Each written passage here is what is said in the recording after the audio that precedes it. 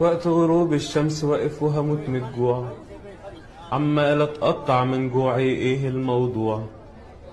فجأة لقيتها بتدلع عالسيخ وتدور، وانا واقف ايه زي المسحور.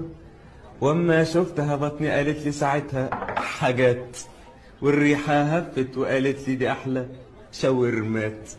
واما الطعم دخل بقي دقته وحبيت، وانا هعمل ايه؟ كلت ما خليت. يا دي جمالها يا شاورما ولا في الخيال، والعيش ده فيه اتقال موال. ويا عيني يا سيدي على جمالها، لما تدوقها في أولها فجأة تقول نزل كمان.